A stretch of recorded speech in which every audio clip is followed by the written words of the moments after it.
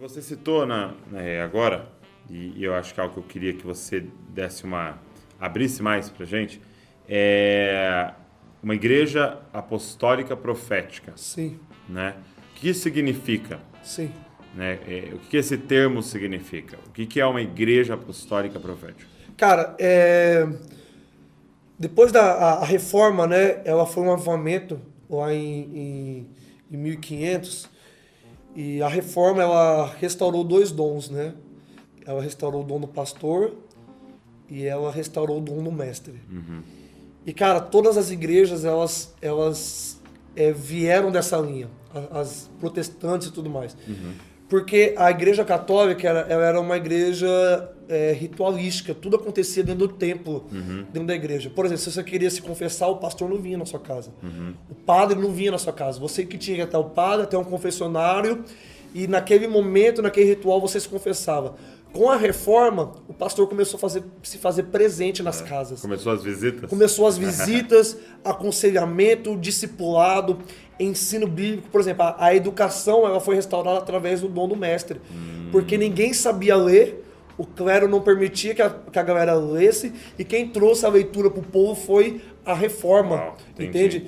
Então, isso... É tanto que a gente foi em Genebra, e foi a primeira, Calvino inaugurou a primeira escola pública do mundo. E, cara, a presbiteriana Primeira faculdade a presbiteriana também. é assim. Tipo assim, quando a presbiteriana veio pro Brasil, ela veio com o Mackenzie, com a proposta de implantar uma escola. Uau. E, cara, o Mackenzie foi a primeira escola que juntou meninas e meninos na mesma sala de aula.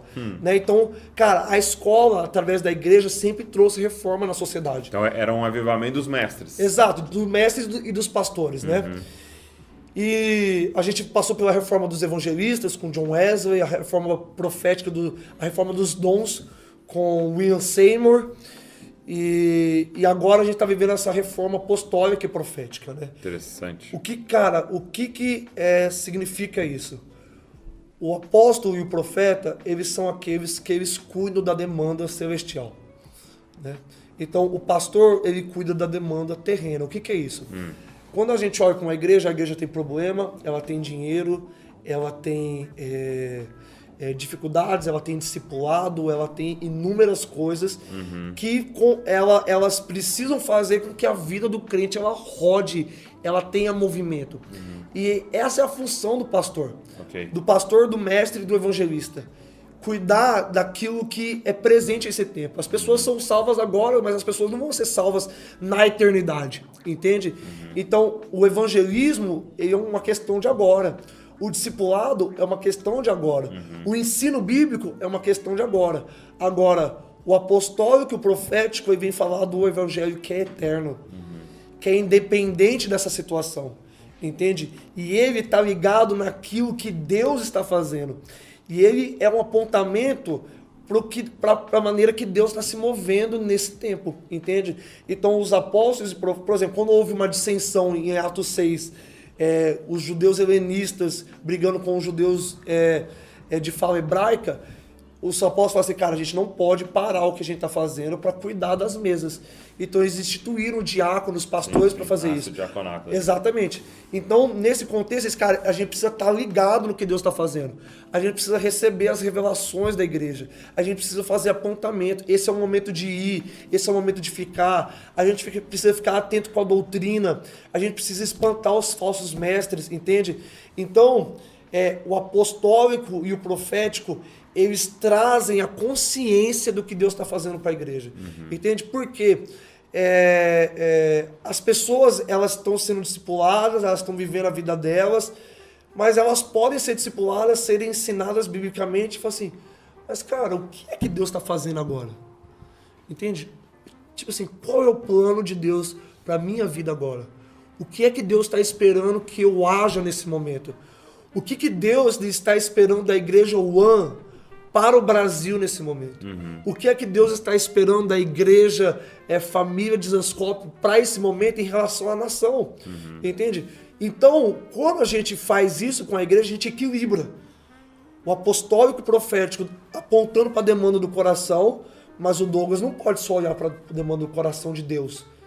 ele precisa ter o equilíbrio da igreja local, porque senão é conferência toda vez, é envio toda vez, é profético toda vez, é Deus toda hora, e o povo fica assim, não, mas eu também tenho minha vida pessoal, eu também tenho que fazer faculdade, eu também tenho a minha ferida, eu tenho meu problema em casa que eu preciso resolver, entende? Então, o problema não é ser pastoral.